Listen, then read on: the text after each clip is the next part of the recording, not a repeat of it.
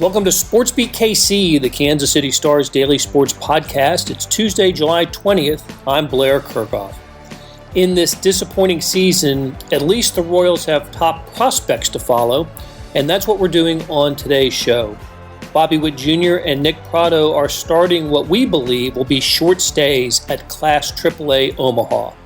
Star columnist Sam Mellinger and I discuss what it means for Witt and Pratto to be elevated from Class AA and how long it might take before we see them in Kansas City Royals uniforms. We touch on several other topics, including the status of pitching prospects Daniel Lynch and Jackson Kowar, the recent fortune of Hunter Dozier, and what Nicky Lopez did to improve his approach at the plate this season. Just as we were putting the finishing touches on editing the show, we got word that starting pitchers Danny Duffy and Brady were put on the injury list. Another tough break for the Royals. Okay, let's get started with the show that started as a SportsBeat Live. Welcome to SportsBeat Live from sunny Kansas City, our weekly chat session about the Kansas City Royals. We talk Royals with you. Join us with your questions and comments. And before we get started, let's thank our sponsor, the University of Kansas Health System. So the four of us today will talk Royals. We've got... Oh, wait a second. Yeah. Sam's here. I'm the one you can count on, apparently. Sam is here. We've had some conflicts with some scheduling conflicts with Lynn and Vahe. They'll be back next week. Lynn's conflict is pretty interesting. Yeah. And we're going to spend some time talking about that. For sure. But what I want to ask you first, Sam, is there are, let's just say you have the option to watch two baseball games today. You can only pick one.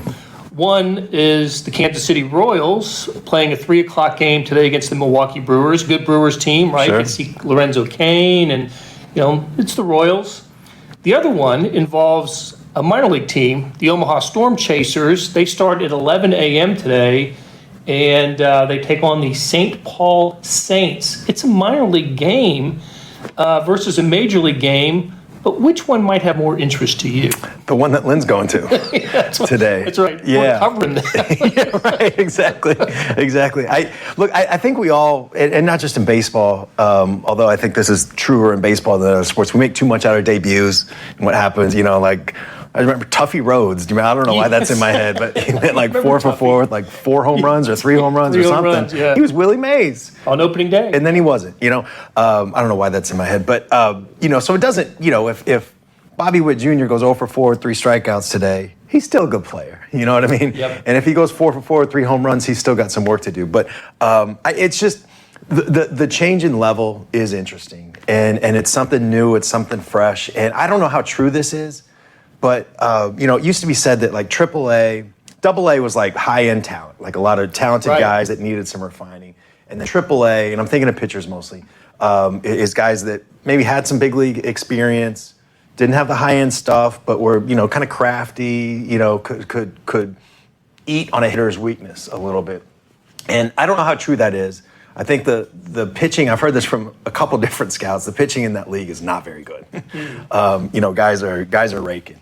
I actually looked this up the other day. Teams are averaging almost like 5 runs a game. Wow. On the league on base percentage is like 350 or something like that. The Royals, or the Storm Chasers, I should say, it's like most of the top 10 in that league in home runs plays in Omaha. It's pretty, so they might put up some numbers, but I'm just curious to see how they adjust to that different level, especially, I'm talking too much because there are a couple things that I think are going to be interesting to watch in the next few weeks with them. No doubt about it. And one of the things that's going to be interesting to watch is to see if Bobby Witt Jr. gets off to the same kind of slow start that he did Northwest Arkansas. Yep. You're suggesting, just based on the pitching, and maybe there's some ballpark factors too, that we might not see whatever it was, 5 for 30 out of the gate or something. Yeah, I don't want to paint this as like, mid-90s Coors Field or whatever, but the offensive numbers are, the guys can hit in that league. And you're right, like Bobby Witt Jr., especially, that first 20 games or so, 18, 19, 20, he was struggling. And rightfully so. Kid had played 37 games in rookie ball or whatever, and then spring training, and then he's, there's some grown men in AA. And those are really good players. And so I am curious about that, or if it's just, look, man, he's figured it out, and he's going to keep launching. And then obviously the biggest jump from AAA to the big leagues. But one thing I want to, besides the start that you just mentioned, both those guys are raking, Pratto and Witt Jr., especially their power numbers, and on base. But their strikeout numbers are pretty high too. One's played in 60 games, the other's played in 61. One has, I think, 67 strikeouts. The other one has like 80. That's in AA. I want to keep an eye on that. I want to see, and with Witt Jr. especially, his strikeout numbers have actually dropped as his power and on base has gone up. Right. So he really seemed to have figured something out. But I'm just curious about that. They've got some swing and miss, and I'm curious how that plays now at AAA. Yeah, that is something to keep an eye on because you would hope that the swing and miss numbers would be lower in the lower minor leagues, right? And you'd see a little increase going forward. But you also make a good point about the quality of baseball in AA versus AAA. Maybe that's changed a little bit because of the new minor league system in baseball. You do see more. The Royals still use Omaha as their 4A, basically. That's Edward Olivares is out there playing center field now. Kyle Isbell is there. We know Daniel Lynch, who's starting today, and Jackson Kowar are up there. These are all guys we think are going to end up, in a Royals uniform later in the year. They have been in the Royals uniform. So I think maybe there's a reason why that Pratto and Witt didn't go from Northwest Arkansas to the Royals. They went to AAA Omaha because I think the Royals brass think that's just the next logical step for them, right? Yeah, I think that those days of, and look, there's a million different perspectives on this, not just 30 different clubs, but inside of each club, there's different scouts that have different ways of thinking about this. But there was a time where a lot of guys did make that jump from AA up. And those days, I think, those are rare now. And I think they're going to be even more rare going forward, or at least in the next year or two. Because I've heard it said, and again, there's a million different ways to think about this, but I've heard it said that AAA now is more like how AA used to be. That all the reorganization, there's just not as many guys, and it's just not what it used to be. And so that jump, I was going to say if and when, but when it happens for those guys to get to the big leagues, maybe that's part of what we've seen. The struggles with Lynch and Kowar. And I know there's other guys, Wander Franco, there's other guys around the big leagues who have done just fine when they get called up. They always seem to. Those guys on other teams always seem to make that adjustment. And look, Wander Franco is like a different breed. I mean, that guy's been the number one prospect in baseball for a few years. He has. And maybe Witt is that guy, but we'll see. Yeah, we'll see. We'll see. I mean, the one thing, there's no question about either of those guys defensively. Both those guys are really good athletes. Pratto, and some of this is just kind of lazy comparison maybe because he's left-handed and he was drafted by the Royals, but there was an Eric Hosmer comparison with him defensively. And he's come, if this continues, his timeline is really picked up from what the Royals had a right to believe they had in Pratto when they signed Carlos Santana to a 2-year deal. Maybe it becomes a thing where Santana DHs next year and Pratto plays first. Who knows? Because I think the primary DH this year is not going to be on the team anymore. I agree with that. And so ain't going to be a right field either. No, yeah. So Pratto can play the position really well. Bobby Witt Jr. is, a ridiculous athlete. He can play shortstop, although if Mondesi's healthy, he's probably going to play a different position. But the question is just it's approach, and it's just those strikeout numbers. Making sure you take your walks when they're there and hit the ball hard when they make a mistake. So Witt is the player that we have, or the prospect that we spend 90% of our time discussing, right? Yeah. Pratto is pretty interesting, He's right? so interesting. Just we talk about what a wasted season last year was for minor leaguers in terms of development. There was no minor league baseball season, so it was all done, at the teams, alt sites. Thank you. And the Royals was over at community, or whatever we call it now, Legends Field, Community American Ballpark, T-Bones, Monarchs, all the names. They all apply. They all apply. Yeah. And there were just these mixed reviews of what it was about and did it serve any purpose. But it seemed like one player who took advantage of it was Nick Pratto. he was written off, not by Royals front office or scouts, but I know that there were some scouts around baseball that were like, this guy's cooked, because, I mean, I forgot the numbers, but they were miserable. They were like National League pitcher hitting kind of numbers. Hunter Dozier numbers before it's 4 for 4. Yeah. And that was, high A? Yeah. In 2019. And, then you lose a year. And it's like, well, I don't know, what's this guy going to be? And my God, like he seems to have really used that time productively to get that swing back. And, he's not going to be like a 320 kind of hitter, right. I don't think. But, God, he takes his walks and he hits line drives and hits it out of the park sometimes. I mean, he already, again, I was just looking at this yesterday, in 60 games compared to 124 in high A. So, half the time, basically. He's hit 15 home runs. In the 124 games, he only hit 9. His strikeout rate has actually come down. His walks, he's almost matched his walk total in 60 games. So, I mean, there's something going on there. And I mean, I'm sure that's something that we'll get into, that Lynn will get into when he's in Omaha, and we'll continue to follow, as he approaches, as he gets closer to Kansas City. But, God, that is a huge change. If that keeps up, that is an incredible success story. He's the one that's doing it. Right. But, there's a lot of support. Alex Zumwalt and a lot of other, just sort of, organizational support that is, kind of changing some approaches.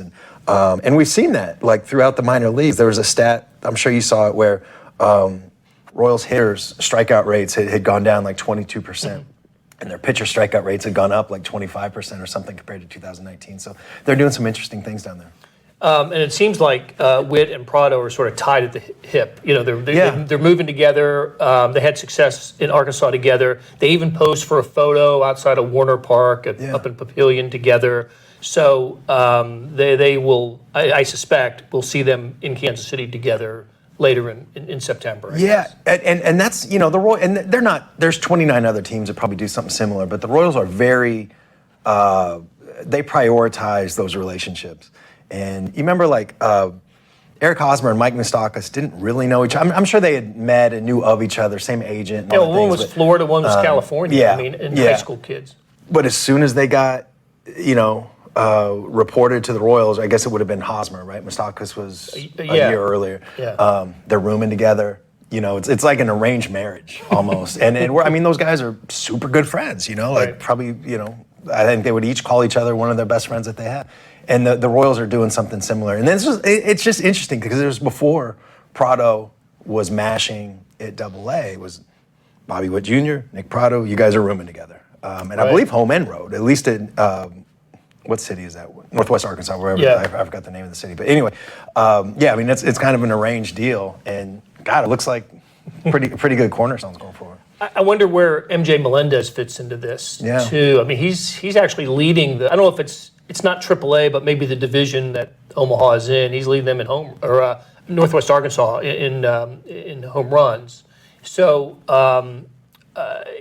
again, just another player who is garnering attention that you kind of pin some hopes on for the future. Guy that you can see in a Royals uniform here pretty soon.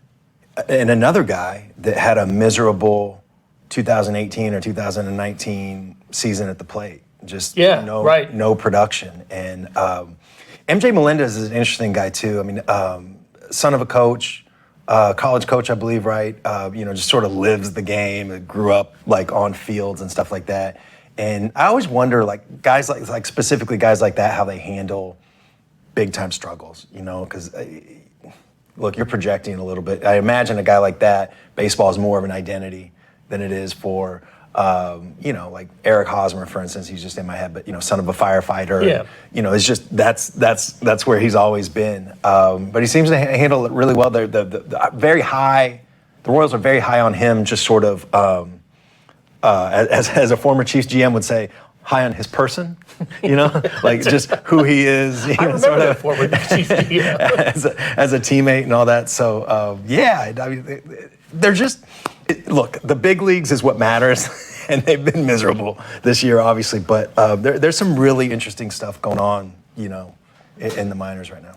Another one is Olivares. We mentioned him earlier. Right. I suspect the Royals are looking at him as a future starting outfielder. Yeah. Don't you think? I mean, I think he's got the chance, right? Like, when he's hitting 339 in Omaha. He's just destroying AAA pitching. He was like sort of a ceiling, right? Like a little bit of a buy low with some ceiling guy when they traded the Padres for him. And but yeah, I mean, I think he's either a 4A player, he's at least that, or he's a fourth outfielder, or he's a starting outfielder. I mean, that's the range for him right now. I don't think he's going to be a star, but he can play the position, he can play the outfield and help you there. Got some athleticism, and he needs some regular. I mean, he's just been. We can make jokes about I-29 or whatever, but God, I think he's been up and down 3, 4, 5 times. Four times before the All-Star break. It was ridiculous. Just give him, I don't know what it is, 4 weeks, 5 weeks, something, just some steady plate appearance. And I think they'll do that. I think they'll, I think Jorge Soler, those days are numbered. Absolutely. I would believe, and find out what you have in Olivares and see if he's a piece. Kind of what they were trying to do with Manny Rivera, and I think they were trying to get him some time at third base to see where Bobby Witt Jr. would fit later on, and then he breaks his hamate bone or whatever that is, so he's going to be out another time. But anyway, just some steady time, see what you do, and go from there. All right, before we start talking about the Kansas City Royals, let's keep in Omaha just for another moment. I mentioned earlier, Daniel Lynch is actually starting today's game. Yeah. And as soon as this show is over, tune into wherever you can tune into Omaha Storm Chasers baseball. And Jackson Kowar, in his last outing, had 8 Ks in 6 innings or 5 innings. Something, it was a really nice start for him. Are you convinced that take 2 will be different for those guys when it happens this year? No. I'm not convinced, but I'm also not convinced that these guys are garbage just because of their struggles. The talent matters, right? At some point, like Daniel, there's just not a lot of guys that are that size, that long, with a slider, fastball combination like that. Kowar with what he's got changed. Well, there's just those guys are a little bit different. And look, there's a lot of talented players that have just failed and not had any sort of big league career. So that that's sort of like the entry fee, the cover charge to get into the big leagues, and then you got to do it. But no, I mean they've got to perform. But I get it. The tendency to we've seen these guys and they stunk, so move on or whatever. I get that sort of fan reaction, but they put a lot of time into these guys, and these guys have committed their lives to this, and they would be far from the first pitchers or players or whatever to come up, struggle immensely, go down, learn, wait, come back up, and have really good careers. That's what I would bet on, but right. I don't think anybody. You can't be sure about anybody, right? Time and signing bonus money. Right, for sure. So, look, I imagine if we were doing SportsBeat Live back in 2011, 2012, we'd be having the same conversations about, oh my God, when is it going to happen? And aren't they years behind schedule? And yes, yes. Every time I hear Mike Matheny doesn't know what he's doing, or whatever. Right. It's like Ned Yost was everybody's idiot, and people hated him. He's a joke, and then all of a sudden they're going to make a statue of him someday. And he was the same guy, right. Whichever side you want to take, he was the same guy before and after. And yeah, I mean, Mike Moustakas was demoted in May or June or whatever of 2014. Yeah, and then he killed it in the postseason. Went down, just kind of mentally reset. It just reached a breaking point. Yeah, Eric Hosmer was it 2012 or 2000? I think it was 2012. Was pretty bad, and people bust all this stuff. Zach Green, there's just the Royals history. You don't have to have followed the Royals that long to have all these examples of guys. Lorenzo Cain couldn't stay healthy. Wade Davis stunk. They got to do better than Escobar at shortstop. Yes. They got to find somebody better than Escobar. All this stuff, and look, that's nobody would guarantee that Bobby Witt Jr. is going to be in the next dog pile or whatever. But, just if guys have struggles, it doesn't mean that they can't get over it. And I would argue, the more I'm around baseball, the more I just really believe that the ability to handle those slumps is a very underappreciated, undervalued trait, because they all hit them, right? And it's the guys, and at that level, I mean, you're just walking on a tightrope. I don't know how these guys do it, the pitchers or the hitters. It just seems like way too hard at that level. I mean, these guys are so good. And to have just the mental, fortitude to kind of walk that tightrope, even when you're 2 for 30 or whatever, and keep going, I think that's a lot of what separates the good and the bad. Okay, let's take a break, and when we come back, we will talk about, as unpleasant as it is, the Kansas City Royals and what's going on with the parent club. The Kansas City Royals lineup is backed up by the region's strongest team in healthcare, the University of Kansas Health System. We both suit up with one goal in mind: to win. The University of Kansas Health System, official healthcare provider of the Royals. Hey, it's Blair. We have a special subscription offer for SportsBeat KC listeners: unlimited digital access to the Kansas City Stars' award-winning sports coverage. Sign up now for 1 year of Sports Pass for access to all the sports news, features, and columns presented on the kansascity.com site, and it's only $30. That's a 40% savings off our regular rate. Your subscription will automatically renew after the initial term at $50 unless you tell us to cancel. Your subscription helps support the sports coverage of kansascity.com and the Kansas City Star, and that support has never been more important. Please visit kansascity.com/SportsBeatKC offer to get this special offer. And as always, thanks for listening.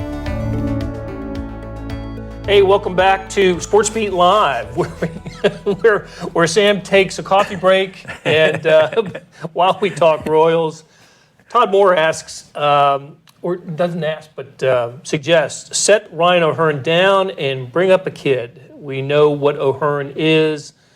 Let's try something else. I was kind of encouraged when O'Hearn came back, and I think it was they were on the trip where they went to New York, Boston, Texas, that road trip, and he was raking pretty good. He took advantage of the short right field at Yankee Stadium to hit a couple of home runs.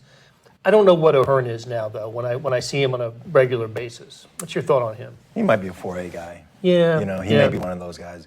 And that's, again, I just think about how good these guys are that establish big league careers. I mean, if Ryan O'Hearn is so good at baseball, but the difference between him and Carlos Santana or, potentially Nick Pratto, it's significant. I mean, he may just be a guy, that's just not quite a big leaguer.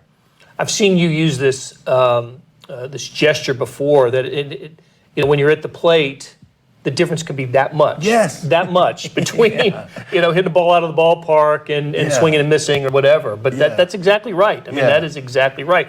And that's true on both sides with Royals pitching, missing, by that much. I think that was a problem especially for Lynch and Coar. More like that much, I guess, with those guys. Right. But anyway, so the Royals come back from the All-Star break, and they get the win over Baltimore. The team with the second worst record in Major League Baseball, the Baltimore Orioles, come to town. And the Royals look good. Whit Merrifield goes 4 for 4. Nicky Lopez, who we should probably mention a little bit later anyway, he's really playing nicely for the Royals. He had a big game, 4 RBIs. And then the Royals ran into a couple of Cy Young Award-winning pitchers in Jorge Lopez and Matt Harvey the next 2 days. Cast-offs by the Royals, by the way. Harvey came into the game with a 7.70 ERA. Yeah. Lopez, the Royals, it wasn't good enough for the Royals, but they came in and shoved. So, I mean, in a season of low points for the Royals, I think this past weekend is on the list. Yeah, I mean, sometimes, and unfortunately, people who follow the Royals have been through this before, of just sort of ranking bad. And sometimes you feel like a prisoner of the moment, right? And you forget some other ridiculous thing that happened. But it would be a low point even if it wasn't at home. And it would be a low point even if it wasn't right out the All-Star break and the third game of the All-Star break, the Royals don't have an announced starting pitcher. Right. You know, and it would be a low point even if it wasn't Lopez and Harvey, who, I mean, it's just, God, man. But Dozier went 4 for 4. He did. On Sunday. He did. Look, maybe it's different. Vahe wrote a nice column from Sunday's game about that. And you know, Dozier hurt his thumb on opening day, right? Just on a swing. And it bothered him for a couple of weeks directly and kind of indirectly bothered him for another couple of months. And I think, you know, he opened up a little bit about it. He did. It was really interesting. And look, I know people can like stop making excuses or whatever, but I thought he was accountable. I didn't feel like he was a good way of putting it. Whining or anything. You know, he said, that's on me, you know. I can't let it bother me that long. But what I thought it was all interesting, and I hope people read what Vahe wrote. I thought the most interesting thing that Dozier said was that he was trying to go the other way. Because when you watch him through the struggles, it looks like he's trying to pull everything. But because he's kind of bailing sometimes, and but in his mind, he was afraid. He kept saying getting blown up, which basically means, you know, like inside pitch and whatever. But so he's trying to go the other. I just thought that was really interesting that he let it affect his swing and his approach. And it's just like you can forget like that these guys all have stuff that they're dealing with all the time, physical, mental, whatever. And he's right that I think he said that's a bad job by me. I can't let 2 or 3 days turn into 2 or 3 months. Exactly. And he's exactly right. That's a bad job by him. It's just interesting when you can, okay, that's what was happening. Shouldn't have happened, should have been fixed quicker, or should have been fixed by now, and we don't know if it is or not. But I thought that was interesting. Well, and let's keep in mind, he went 4 for 4 against Orioles pitching. Yep. So we'll see where it goes from here. Sure, They're playing the Brewers, right, the next couple of days. And again, I mentioned Nicky Lopez, and Lynn Worthy had a really nice story on Nicky Lopez. Just here's a guy who also kind of copped to making a mistake last year by trying to put on weight. He thought that was going to help his swing and help his power a little bit, and turns out what a mistake that was for him. It affected his swing in a negative way. He changed his approach, and now, look, he's not an all-star. He's still he's still a Gold Glove candidate second baseman. I wouldn't say that about him at shortstop. But the Royals ran an interesting graphic when he came to the plate in one of those Orioles games where he is leading, I don't know if it was the American League or the Major Leagues, in a lot of offensive categories for a number 9 hitter. So you can say the Royals are getting as much or more from Nicky Lopez as could have expected. Yeah. This is going to be a weird way to look at it. People are probably not going to see it the same way. But I actually think long term, the experiment of trying to put on weight, good for him. Like, in my view, try it. You know, Whit Merrifield did that. Remember his 15 eggs a day diet or whatever? And he turned himself into a much better player. He would have been a big leaguer, but now he's a guy that gets a contract extension and makes 2 All-Star games because he did get stronger and he took that chance. I'm all for it, man. Like, for Nicky Lopez to try it and then to recognize that it didn't work. And look, his body is different than Witt's. Witt's not a huge guy, but he's more equipped to Seems like it, right? To hit for power than Nicky Lopez. You know, he kept. Remember, there was they sent him down to AAA, and he was bummed about it. And then, a minute later, Mondesi's oblique went out, and so they called him back up. It was kind of an awkward. It was at spring training. He was not going to be on the opening day roster. Yeah, and then he was the starting shortstop on the opening day roster, and he talked a lot about, and he kept saying it like this, like, I just need to be Nicky Lopez. I need to be who Nicky Lopez is. I just need it, and I think that's basically what he meant, is just be a guy that you can win with and not win because of. Those guys make a lot of money, They do. And actually, defensively at second base, he is as good as anybody. And I've thought, as the season has gone on, I've thought at shortstop he's been a little bit better. I thought he kind of struggled there, in April. Not terrible. No, not terrible. But just... I agree. He's made some plays, and defensive plays at shortstop that I thought, I don't remember him doing that in April. Yeah, and it's kind of a weird deal too because originally it was that's where Bobby Witt was going to play, second base, and what does that mean for Nicky Lopez, right? And so there was a lot of like up and down mental stuff that Lopez is dealing with over the last 6 months or whatever. But he's figured out kind of who he is. He's going to hit the ball hard, not far, and again be a guy that you can win with. I mean, that's if he's their starting second baseman. If this is who he is, and he's their starting second baseman and hitting ninth for the next 4 or 5 years, that's pretty good. And then that's a spot that's filled up. And then maybe Witt plays. Whatever, third base, Dozier goes to right, whatever. You can, the pieces start to fall into place a little bit. We should mention the best pitcher, Danny Duffy, threw pretty well in his start. As they reshuffled the rotation coming out of the All-Star break, he went 4 1/3. I was hoping he'd go 5 because by then the Royals had the big lead. I want Danny to get as many W's, even though that's less important than it ever was, but. I just don't know how much longer he's going to be a Royal. Yeah. He seems to me, listen, he's expressed his not willingness, but just desire to stay a Royal for his entire career. And it might not happen for him. It might not. The Royals have to make some decisions about him and a couple other guys too. But what do you think about Danny Duffy and prospects of him leaving the Royals? I mean, I'm like everybody else, right? Like, I really like Danny Duffy, and I very much appreciate how he is. Let's just be honest with us, with the media, also with fans, the way he interacts. I just think he's super respectful, and I'm never gonna forget like that. Eric Hosmer called him his favorite teammate of all time. Like that stuff, he doesn't just say that about literally anybody else, right? And he's having a really good year, but it's just. He can help somebody, Absolutely. He's not going to be, like 8 innings, 1 run, 9 strikeouts. Like maybe those days are gone, but he can get outs. He can get big leaguers out, and there's not a ton of guys left-handed that have that kind of track record. So I think he'll generate some interest. It's really interesting to me though too is he's got the 10-5 right, so he can veto a trade, and I don't know.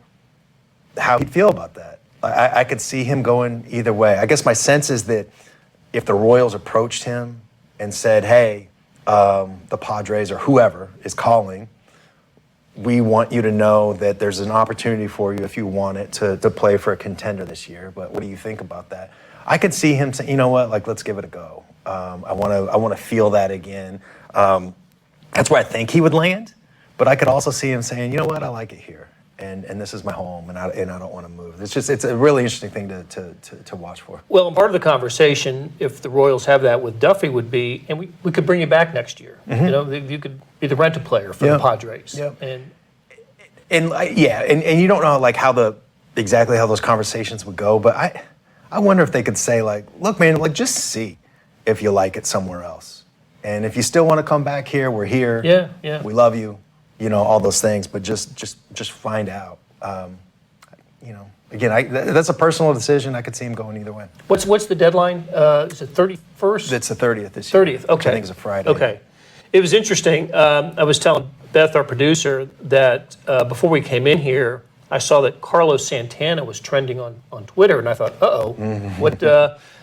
some block. First of all, I don't think if the Royals traded Carlos Santana, it would rise to the level of a Twitter trend. It turns out it's the 74th birthday of the musician Carlos Santana. So he can help somebody though too. Yes, he can. Oh yeah, come va, baby. Actually, I think Carlos Santana, the Royal, can help somebody. He's one of the veteran clubhouse guys who's been in the postseason. Many times. Really well liked, and is just... Did that with the Phillies one, didn't he? He was the Phillies in like 18, I think. Didn't he do that? Interrupt his Cleveland... I may be wrong about that, but it seems like he did that once. He's just a pain in the butt to pitch against, I mean, he's going to have a 6 or 7 pitch at bat. Really well liked guy. The Royals are going to get in, and I can hear fans like rolling their eyes about this, but the Royals would have a little bit of hesitation trading him because he fits their timeline, with Nick Pratto, and he's really good for their lineup, and they don't have a lot of guys that are doing these, professional, long, pain in the butt at bats, and those can help other. They wouldn't trade him for anything, but if somebody gave him a big offer, maybe they would.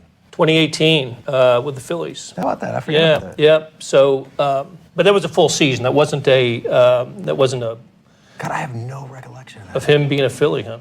Yeah. And okay, as we said, the Royals play the Milwaukee Brewers today at 3:15 or 3:10 first pitch, and the reason that game got moved is because of Game 6 of the NBA Finals in Milwaukee tonight. Suns-Bucks. Do the Bucks close it out? I think so. I think so too. I really do. I think once a team wins 3 in a row after losing 2, I just think they're on this. They're on this wave. They've caught a wave. And I don't think you want to go back Game 7 on the road.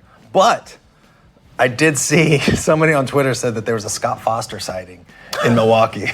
And he is deployed for one reason and one reason only, and that is to extend the series. So who knows? That's right. All right. Sam, thanks for being here today, buddy. Thanks, Blair. And thanks to Beth. Thanks to our sponsor, the University of Kansas Health System, and we'll do it again next Tuesday. That'll do it for today. Thanks to our SportsBeat KC production staff of Derek Donovan, Beth Welsh, Monty Davis, Jeff Rosen, Chris Fickett, and Savannah Smith. Tip of the cap to Sam Mellinger for stopping by and talking Royals. Links to stories about the Royals can be found in the show notes and on kansascity.com. Hey, we got another deal for you. You can subscribe to Sports Pass for 99 cents a month. That's right, 99 pennies a month. Sports Pass is the online version of the Star Sports section. You get all the stories that appear in the print editions of the Star, plus additional stories that appear only on the website, and of course they appear first on kansascity.com. After 3 months, it auto-renews at $5.99 a month unless you cancel. How do you get it? Go to kansascity.com/sportspass2020. That's kansascity.com/sportspass2020. You want more than just sports coverage? Check out the entire Kansas City Star product. Sports, news, features, commentary, and analysis, the whole thing. You get all the stories written by my talented colleagues, plus additional national news, sports, and business coverage with the e-edition. The details for all of these deals can be found at account.kansascity.com/subscribe. And if you're having trouble hunting down any of those offers, just send me an email, bkerkhoff@kcstar.com, and I'll get you to the right place. So whether it's the Sports Pass or the full subscription, you're getting and supporting the best sports and news coverage in Kansas City and helping us produce programs like SportsBeat KC. Thanks for listening, and we'll be back on Wednesday with another episode.